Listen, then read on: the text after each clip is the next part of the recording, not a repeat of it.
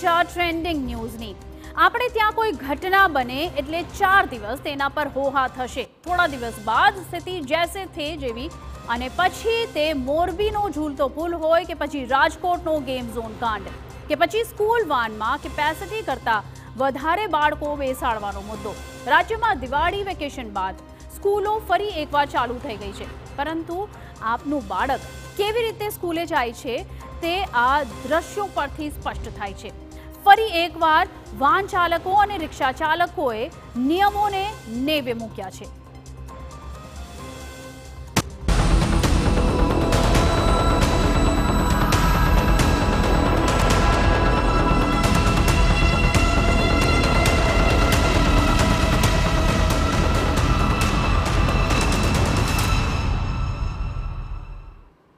TV9ના reality ચેકમાં નિયમોના ભંગના દ્રશ્યો કેદ થયા છે। ત્યારે સવાલ એ છે કે જો દુર્ઘટના સર્જાશે તો જવાબદાર કોણ હશે? TV9ની ટીમે અલગ અલગ વાહન ચાલકો સાથે વાત કરી ત્યારે તેઓ શું કહી રહ્યા છે, કેવા કેવા બહાનાઓ આપી રહ્યા છે તે પહેલા સાંભળો।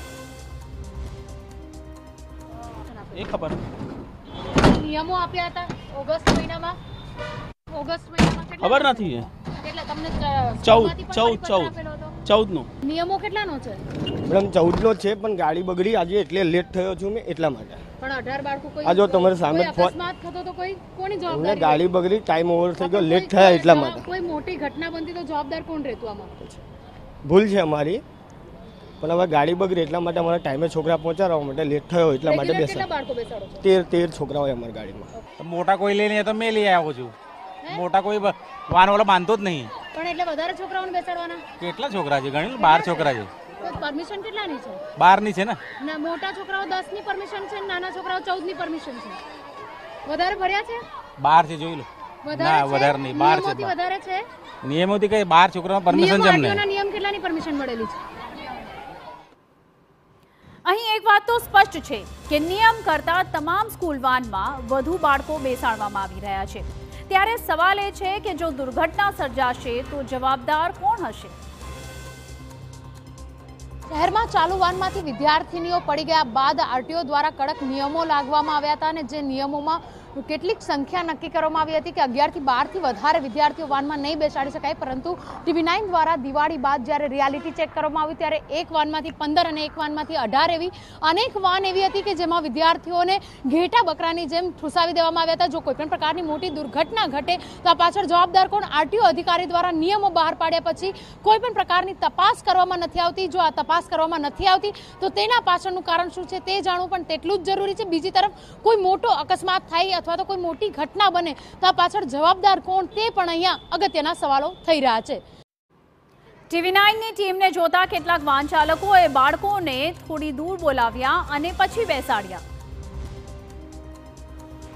શેમાં આવે છે? કયું વાહનમાં આવે છે? વેનમાં। અચ્છા, તો બેગ ત્યાં મૂકવા ગયા હતા વાનમાં ના પાડી? બેગ નહીં મૂકવા ગયા? હા, બેસવા ગયા હતા તો શું કીધું? હા, એટલે આગળ જાઓ। હા, કેમ કીધું આગળ જવાનું? એટલું કીધું। ક્યાંથી બેસાડે છે? અહીંયાથી ત્યાં અંદર જ બેસાડી દે દરરોજ? હા, દરરોજ દરવાજે નથી બોલાવતા? એટલે દરવાજે અહીંયા વેન આવે ને અહીંયા આવવાનું। દરરોજ અહીંયા જાઓ છો? જે બાળકો આ સ્કૂલ વાનમાં દરરોજ સ્કૂલ આવે છે તેઓ પોતે માને છે કે સ્કૂલ વાનમાં 16 કરતા વધુ બાળકોને બેસાડવામાં આવે છે। વધારે પડતા 16 લોકોને બેસાડે છે ને તો અઘરું પડે છે। ક્યારે 16 લોકોને લગભગ ઓલમોસ્ટ રોજ જ હોય છે। શનિવાર તો બહુ વધારે ભરતું છે, કારણ કે 2 શિફ્ટ મિક્સ કરવાની હોય ને તો બહુ વધારે કરી દે છે। તમે કહેતા નથી વાનવાળાઓને કે નથી પાવતું? કહીએ પણ એવું કહે છે કે આટલા રસ્તામાં તો હું શું થાય કેટલા એવું। કિલોમીટરનો રસ્તો છે? અમારે અહીંથી જો તરસાલી રિંગ રોડ જવાનું હોય હા 4-5 કિલોમીટર તો ખરા પડે ખરી? પડે ને। મમ્મી પપ્પા રૂપિયા આપે છે ને બેસવાની જગ્યા હા હા બસ પડે, પણ કેવું બેહવું પડે એટલે કાકાઓ કે આટલી વારમાં થોડીક વાર એડજસ્ટ કરીને બેહવું પડે। તકલીફ પડે છે ને? આવું જ્યારે બી આવું મીડિયામાં જ્યારે બી આવું બધું ચાલુ થાય ને તો છોકરાઓને આવી દૂર જગ્યાએથી અડધા છોકરાઓને છોડ દે અને અડધા છોકરાઓને લઈ જાય તઈ। અચ્છા, એટલે એવું કે છે કે અમે ઓછાને બેસાડીએ છીએ એવું? હા, એવું બતાવે। અમુક વાર પોલીસનું બી થાય ને, અમુક વાર તો આવું થાય। પછી જ્યારે ઠંડુ પડે ને ત્યારે આખી વાન ભરીને લઈ જાય। સ્કૂલ વાન ચાલકોની મનમાનીથી કંટાળી હવે કેટલાક વાલીઓ તો જાતે જ પોતાના બાળકોને સ્કૂલ મૂકવા અને લેવા આવી રહ્યા છે. જો કે તમામ વાલીઓ આવું કરી શકે તેમ નથી, જેના કારણે સ્કૂલ વાન ચાલકો બેફામ બન્યા છે. એક વર્ષથી વાન છોડાઈ દીધી છે. હવે પછીથી બરાબર લાગી રહ્યું છે. હવે તો લેવા મૂકવા કેવી દેખાય છે? અત્યારે બી વધારે જે છોકરાઓને કેવું કે રોડ પર આટલા વધારે ભરીને આવે એ અઘરું છે વાલીઓ માટે. આજે આપણે લેવા મૂકવાનું તકલીફ હોય એ લોકોને જ વાન બંધાવતા હોય, પણ વાનમાં જ આટલા બધા ભરતા હોય એટલે હવે અઘરું છે. TV9ની ટીમે સ્કૂલ સંચાલકોને પણ સ્કૂલ વાન માટે કેટલાક બાળકોને બેસાડવામાં આવે છે તેને લઈને વાતો કરી અને ઇન્ક્વાયરી પણ કરી, ત્યારે સ્કૂલ સંચાલકો અંધારામાં હોય તેવું લાગી રહ્યું હતું. મને તપાસ કરવા દો કે આ બાળકો તમે જે વાત કરો છો કઈ વાનવાળો છે એને બોલાવવા દો, એ કેવી રીતે બાળકોને લાવે છે, કારણ કે સ્કૂલ તરફથી કોઈ પણ વાહનની અમે બહારની વ્યવસ્થા કરી નથી.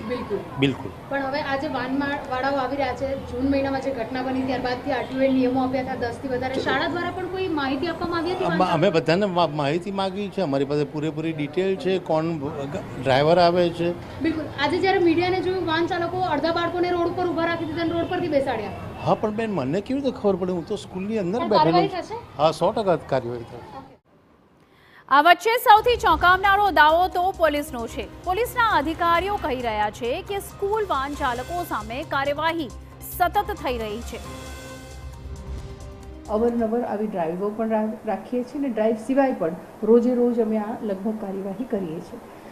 અમારા ધ્યાન પર આવી કોઈ પણ બાબત આવે તો તરત અમે ગુના પણ દાખલ કરેલા છે. ચાલુ વર્ષે જ હું આંકડો જણાવું તો 657 રિક્ષા વેન અને રિક્ષા ચાલકો વિરુદ્ધ જોખમી રીતે બાળકોને સ્કૂલે લઈ જવા માટે wrong side driving, mobile phone પર વાતો કરતા હોય અથવા તો ઓવર સ્પીડ જતા હોય એવા 657 વાહન ચાલકો વિરુદ્ધ, એ સ્કૂલ વેન અને સ્કૂલ રિક્ષાનો જ આંકડો હું કહું છું, એવા વાહન ચાલકો વિરુદ્ધ અમે કાર્યવાહી ટ્રાફિક શાખાએ કરી છે.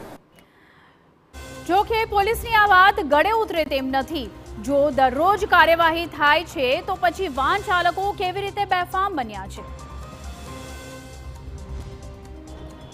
વડોદરા શહેરમાં જૂન મહિનામાં 2 વિદ્યાર્થીનીઓ વાનમાંથી પડી જવાની જ્યારે ઘટના બહાર આવી હતી, ત્યારબાદ આરટીઓ દ્વારા વિદ્યાર્થીઓને બેસાડવા માટે વાન અને સ્કૂલ રિક્ષા માટે કેટલાક નિયમો લાવવામાં આવ્યા હતા.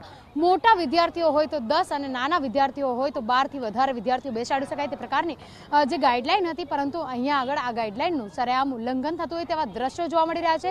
જે રીતે વાત કરીએ, વડોદરા શહેરની મોટા ભાગની શાળાઓમાં મોટા બાળકો પણ 12 બેસાડવામાં આવી રહ્યા છે, નાના બાળકો 17 થી 18 બેસાડવામાં આવી રહ્યા છે.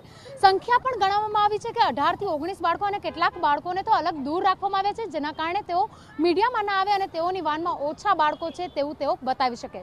પરંતુ જેવી રીતે આરટીઓના અધિકારીઓ અને પોલીસ અધિકારીઓની સાંઠગાંઠ હોય તેવું સ્પષ્ટપણે દેખાય છે. કદાચ જો આરટીઓ દ્વારા અને પોલીસ વિભાગ દ્વારા કડક કાર્યવાહી કરવામાં આવે તો કદાચ આ વાનના જે માફિયાઓ છે, લોકો બાળકોનો જે જીવ લેવા માટે બેઠેલા છે કહી શકાય ચોક્કસથી, કારણ કે બાળકોના જીવ તેમના હાથમાં હોય છે. જો ચોક્કસ પ્રકારથી કામગીરી કડક કાર્યવાહી કરવામાં આવે તો કદાચ આ પ્રકારે બાળકોને ઘેટા બકરાની જેમ ભરતા પહેલા વાનના ચાલકો 100 વખત વિચાર કરશે.